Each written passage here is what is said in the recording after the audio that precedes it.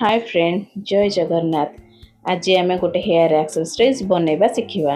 प्रथमे मो कपड़ा को 4 फोल्ड रे फोल्ड कर नेइची। तापरे 3 इंच रो गोटे माप करी पट्टी काटी नेबी।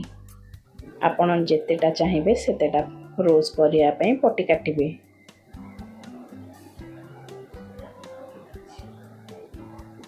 एबे मशीन को जिबा।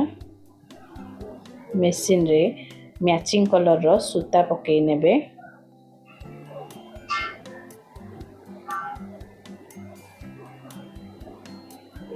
कपड़ा को सिंगल रे एमती फोल्ड कर नेबे। तापरे ताको सिलाई करिवे। एजेस को मैच करी सिलाई करबा स्टार्ट करिवे।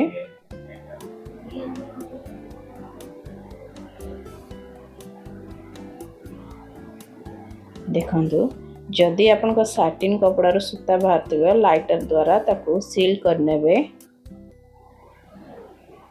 सिलाई कंप्लीट हेले ताको लॉक कर नेबे। पूरा एंड जे सिलाई करिवे।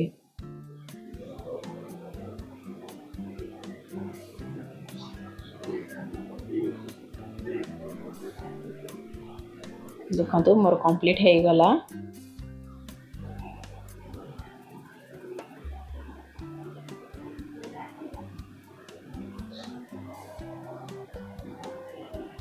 एबे मु 5 नंबर को नेकी बड़ टांका सिलाई पकेबी गैदरिंग्स करबा पई।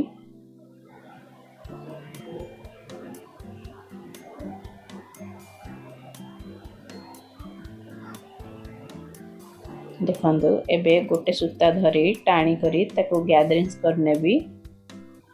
बेसी गैदरिंग करिवेनी। एबे फास्ट रु मोड़ी मोड़ी की ताको गोटे रोज रो शेप दबा स्टार्ट करबी। किछि बाट नै की ताको प्रथमे लॉक कर नउची। तापरे धीरे धीरे हाथ रे ताको शेप रे रोज शेप देबी। देखंतु रोज शेप दे सारला परे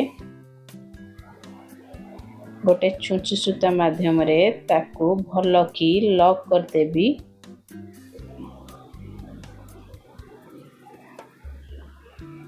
भलो की लॉक कर सारिकी नट टाई कर नेबे। जदि आपन को मो वीडियो भल लागुची ताहले लाइक शेयर सब्सक्राइब करिवे नुआ नुआ वीडियोस आ देखिया पई।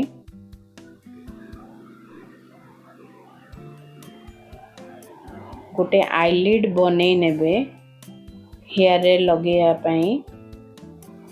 देखंतु मो पिन किंबा आपन टिपटॉप की भी व्यवहार कर परिबे।